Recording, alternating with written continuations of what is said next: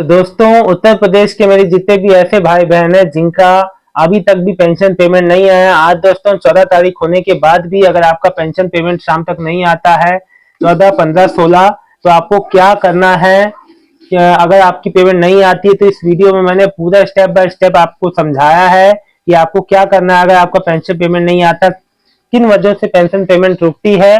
तो वीडियो को एंड तक देखिएगा। आपको आप अपने आप से जो मैंने सवाल आपसे रखे अपने आप से पूछिएगा और फिर देखिएगा कि आपको क्या जवाब मिलता है। दोस्तों, मेरी आशा है कि आपको ये वीडियो देखने के बाद आपके सारे कंफ्यूजन क्लियर हो जाएंगे।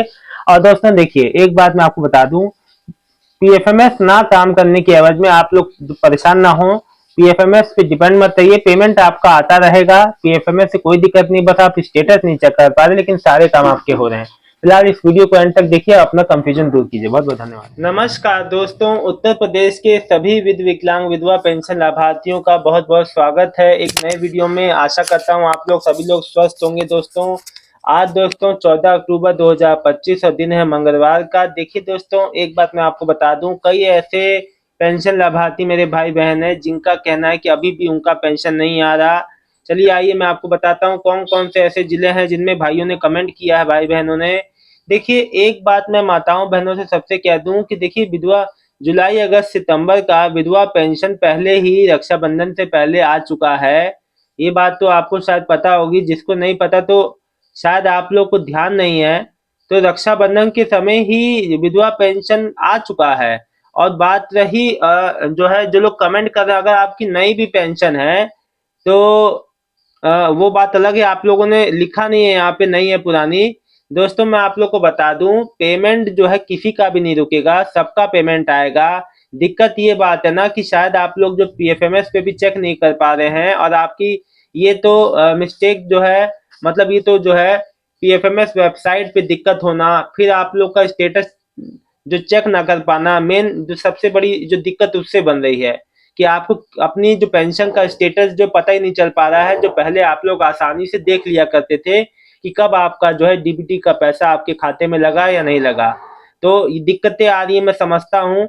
सबसे अच्छा तरीका ये है ना कि देखिए, आप अपना एक जो है पीएफएमएस वेबसाइट पे आपको जो है एक ऑप्शन मिल रहा है नो योर पेमेंट का। आप उसमें बैंक अकाउंट नेम नंबर डाल के उस पे जो जो बैंक में रजिस्टर्ड नंबर पे ओटीपी एक आएगा, फोन नंबर पे, उस पे ओटीपी डालना, आपका पेमेंट आया है कि नहीं डीबीटी वाला पता चल जाएगा।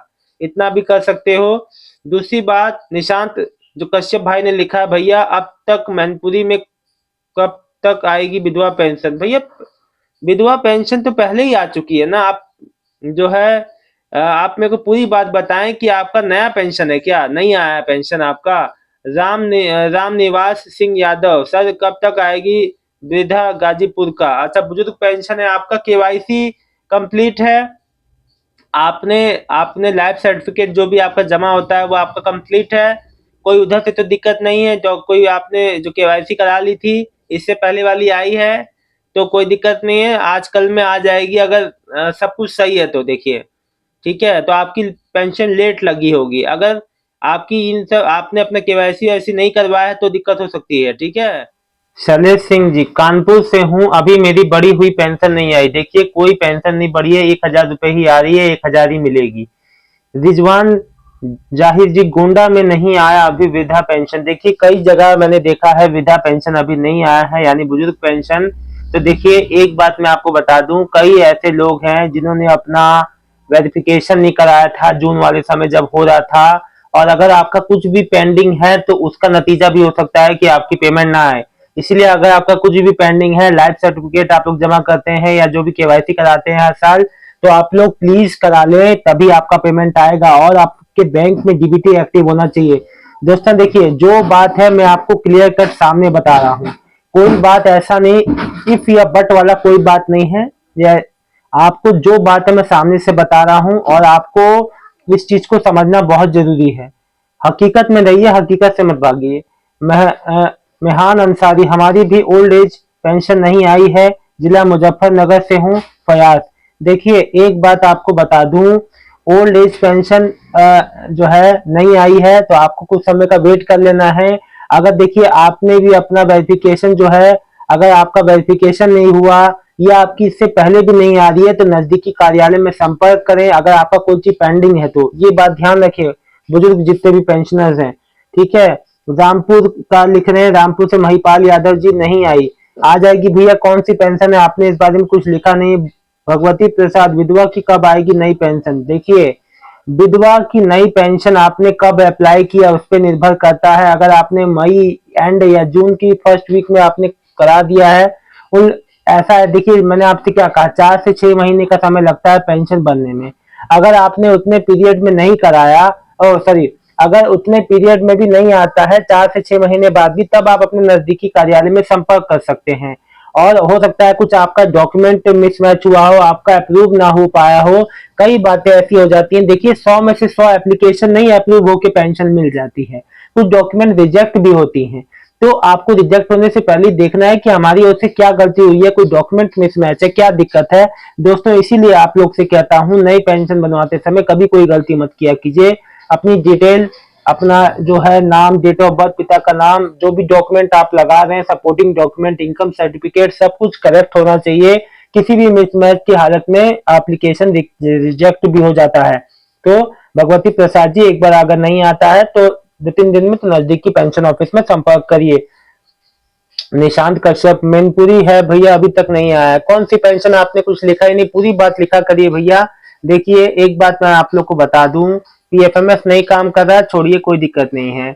आप लोग का पेंशन का कोई भी चीज ऐसा चीज तो नहीं है, सोचिए, आप खुद अपने आप से पूछिए कि कहीं मेरी कोई या मेरी पेंशन की कोई जो केवाईसी या कोई वेरिफिकेशन आपकी रह गई हो, आपकी लाइफ सर्टिफिकेट जमा होता है तो लाइफ सर्टिफिकेट जो लाइफ सर्टिफिकेट रह गया हो, या आपका बैंक की ओर से आपका डीबीटी, आपको अपने आप से सवाल पूछना है कि मेरा कोई भी कमी बेसी तो नहीं है, फिर सोचना है कि हाँ आई कि नहीं आई। पहले अपनी ये चीजों को देखिए कि कहीं मेरा इस ओर से तो गलती नहीं हो रहा है। देखिए अपने अपनी गलतियों को पहले अपने आप पहचानना सीखिए, तब आपको समझ में आएगा कि हमारा अपनी चीजों के प्रति थोड़ा आपको एक्टिव रहना होगा। दोस्तों फिलहाल इस वीडियो में इतनी ही जानकारी है। अगले वीडियो में मैं आप लोग को जो भी आप लोग पूछोगे उस पर भी जानकारी दूंगा, जिनका पेमेंट आएगा उनका भी, और जिनका नहीं आया वो भी मेरे वीडियो पे कमेंट करें। दोस्तों देखिए, मैं आप लोग को एक चीज बता दूं, पेमेंट रुकने की कई वजह होती हैं। सबसे पहला होता है, लोग नई पेंशन बनवाते हैं, बैंक जो डीबीटी ऑन नहीं करते हैं, डीबीटी ना होने और के अभाव में पेंशन नहीं आती है। फिर या तो उनके एक से ज्यादा खाते होते हैं, किसी में पेंशन आ रही होती है, उनको उनको पता ही नहीं होता है। तीसरा, आपकी पेंशन की वेरिफिकेशन, केवाईसी कुछ भी पेंडिंग हो तो भी ऐसा होता है, लाइफ सर्टिफिकेट ना हो तो भी ऐसा होता है।